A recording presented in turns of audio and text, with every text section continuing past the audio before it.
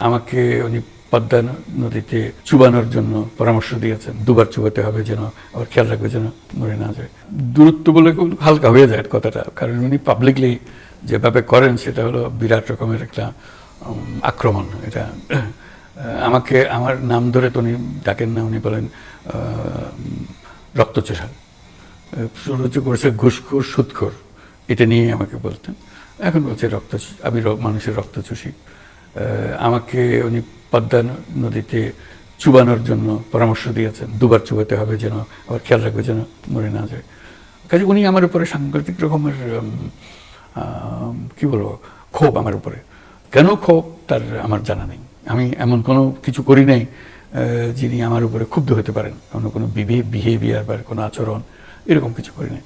কাজে এটার থেকে মুক্তি পাওয়ার আমি তো কোনো রাস্তা দেখছি না। একজন একতরফাভাবে একটা ভীষণ ক্ষোভের মধ্যে থাকবেন, কোন দিক থেকে এটা ক্ষয়ে গেল হারিয়ে গেল আমার দিক থেকে আমি জানি না। আমি কি অপরাধ করেছি, কিছু একটা নিশ্চয়ই করেছি যে কারণে উনি আমার উপর এত ক্ষুব্ধ। আমরাই বোধহয় সারা পৃথিবীতে প্রথম বাংলাদেশ সিটিজেন্স কমিটি বলে একটা কমিটি করেছি। যেদিন ঘোষণা পেয়েছি, টেলিভিশনে শুনেছি, রেডিওতে শুনেছি, সেদিনই আমরা 6 জন ছিলাম ন্যাশভিলে। 6 জন একত্র হয়ে অনেক বাকবিতণ্ডার পরে আমরা ঘোষণা করলাম আমরা সবাই বাংলাদেশের নাগরিক। আমরা বাংলাদেশ সিটিজেন্স কমিটি বলে একটা কমিটি করলাম। সেদিনে গিয়ে তারপরে যত টেলিভিশন স্টেশন আছে ন্যাশভিলে, সেখানে গিয়ে প্রত্যেক নিউজ আমাদের ইন্টারভিউ দিতে হয়েছে, যাতে করে সারা ভিউয়ারকে আমরা জানাতে পারি যে বাংলাদেশ বলে একটা নতুন রাষ্ট্র হয়েছে, আমরা তার নাগরিকত্ব ঘোষণা করেছি। যে নিউজ লেটার প্রকাশ, আমার বাড়িতে নিউজ লেটার আমার স্ত্রী টাইপ করতো, আমি তখন গ্যাস্টেড নাম মেশিন চালার কিছু ছিল না, গ্যাস্টেড নাম মেশিন চালিয়ে আমি এই করতাম, কোলেট করতাম, তারপরে বিতরণ করতাম। আমার নামটা ওখানে আমার বাসার ঠিকানাটা ছিল, যে নামে পাকিস্তানিরা আমাকে আক্রমণ করতো, গালিগালাজ করতো, তুমি এটা কি করতো, গাদ্দার, তুমি দেশের বেমানি করতেছি, ইত্যাদি ইত্যাদি। যাই হোক, এটা করেছি, সেই আনন্দ পেয়েছি। আমি কার্টুন আঁকতাম, ওই কার্টুনগুলো নিউজ লেটারে ছাপা হতো।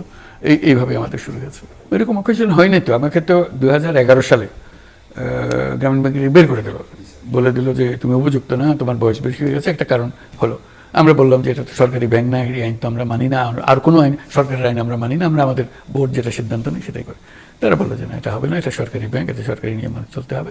আমি এটার কিনারা পেলাম না, কাজে আমি পদত্যাগ করে চলে আসলাম 2011 সালে। এটা গেল একটা সংঘর্ষের জায়গা, একটা আমাকে বের করা হলো, কাজে একটা তিক্ততার সৃষ্টি হলো।